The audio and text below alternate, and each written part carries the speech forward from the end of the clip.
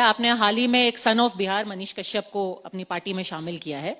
उनके कई पुराने ट्वीट लोग निकाल करके कह रहे हैं कि ये उनकी सोच है। क्या ये जनसुराज की विचारधारा है? क्या ये एक एग्जाम्पल आप सेट करना चाहते हैं बिहार के लिए और देश के लिए? आप तो उत्तराखंड की हैं, गंगा वहां से निकलती है और वहां सैकड़ों नदियां, छोटी बड़े नदियां बंगाल आते आते गंगा में समाहित होता है।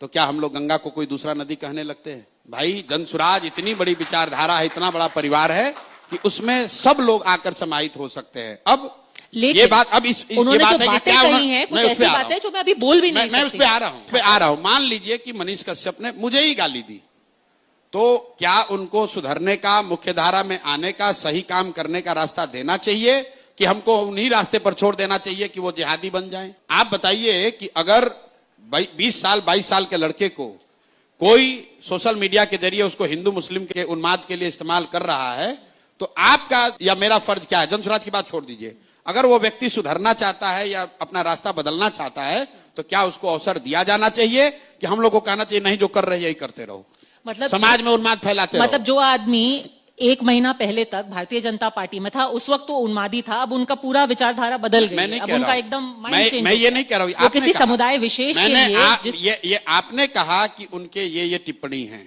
तो गांधी जी के साथ बाबा साहब भी साथ में काम किए। बाबा साहब का गांधी जी से कई मुद्दों पर बहुत मतभेद था। सुभाष चंद्र बोस जी उनके साथ काम किए, उनका भी कई मतों पर उनसे गांधी जी से सहमति नहीं थी। बहुत सारे लोग ऐसे थे जिनकी सहमति नहीं थी। जो कांग्रेस थी आजादी से पहले, मैं बार बार कहता हूं कि जनसुराज एक मायने में आजादी से पहले जो कांग्रेस की व्यवस्था थी उस तरह की व्यवस्था बनाने का प्रयास है।